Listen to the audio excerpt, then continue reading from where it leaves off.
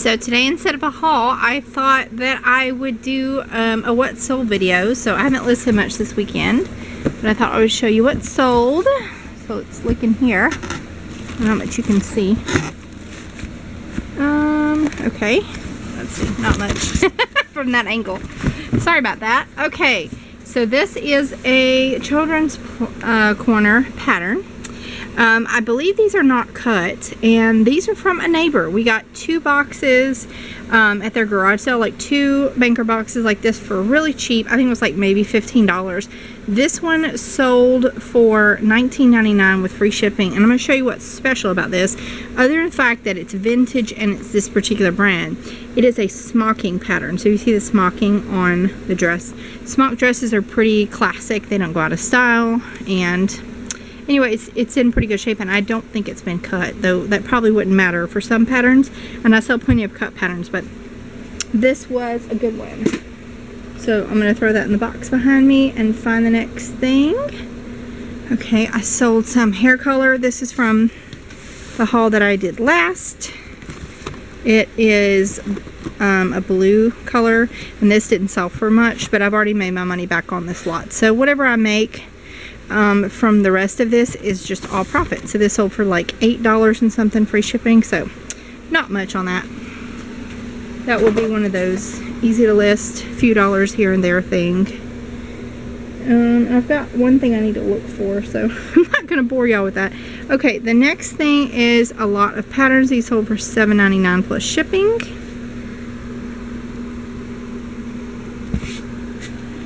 Okay, so the next thing is some patterns, and I'm going to try to find them. I put a number on them. I put the box number, and then I put a number on them. I think this might be the ones I'm looking for. Okay, so on my custom label field, I put the box, which was A8-10. I'm going to put 10 on there and put them in poly bags, and that makes them real easy to find. So I'm going to throw those over here in my box.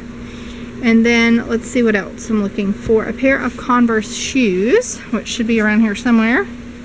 Let's see. Thought they were on the shelf. I'm not sure where they are.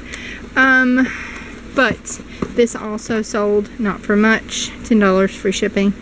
It's off clip-on. Okay, so I pulled the rest of everything, and I've got it ready here, and I'm going to show you how I ship it. So because packing seems to be a really hard part in the beginning sometimes to learn how to do this. These are the 6x4x4 boxes from eBay that I got with my store coupon. The hair color fit pretty good in there. It is 9.99 ounces. So what I do is I just write 10 on the side of the box, and I will put the label over the top of that on the side. I'll leave it open usually, and that way I don't forget what's in there. The next thing that I have is the off clip-ons, and I just made my own bubble mailer. Basically, I wrapped them, and then I am going to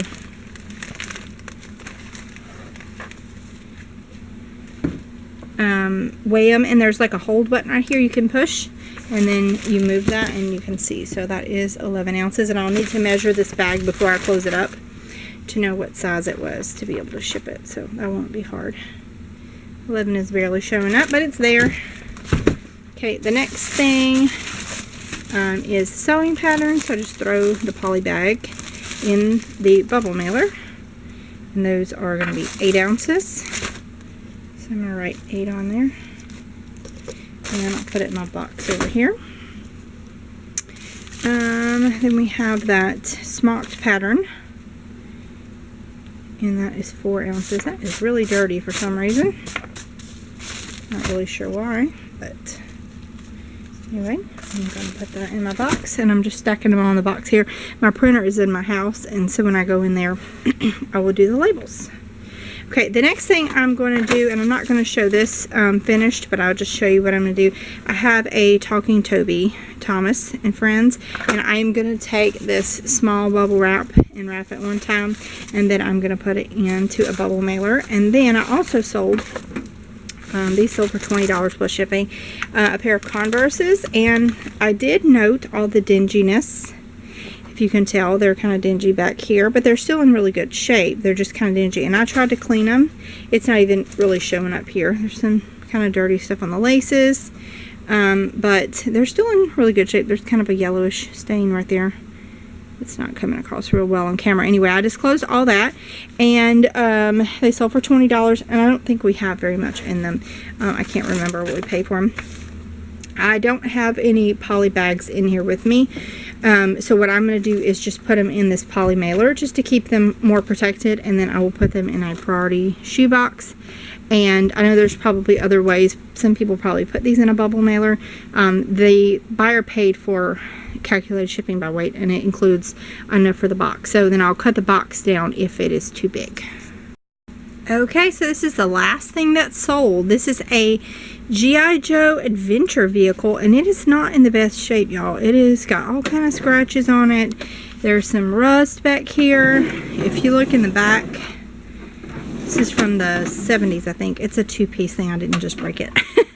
If you look in the back, it's got just kind of gunky, rusty looking stuff. It's not in the best shape, and it's missing a lot of stuff, but it's still sold for $110. So there's also some other parts that go on the top that are just kind of in pieces, and this will be a project for someone, I'm sure. But we are in this for $40. I sold another piece that we bought with it, a mummy, and that went for $24.99 free shipping the other day. So that went really lightweight. Also, it was first class, so that didn't take very much to ship that. And then I also have another part which I'm probably going to need some help identifying, but I'm sure I can sell it too. So anyway, $110, so don't pass up on stuff because you have to pay up for it. Like I said, we were in it for $40, but you know, we already made 20 of it back with, or more than 20, well, I guess probably about 20 back with the mummy. So we're only kind of into it for $20, so that's not bad at all. So like I said, don't pass these things up because you might have to pay up a little bit for them. I'm honestly very nervous about shipping this because it is old, and it's real brittle, fragile, you know, and there's like all these like flap pieces and stuff on it that are just not, you know, I don't want anything to happen to it. This also comes off, you know, so it could break or get cracks, and I don't want that to happen. So I've got to find a box to put it in, and I'm going to wrap it in a lot of bubble wrap and shrink wrap so that everything kind of stays together.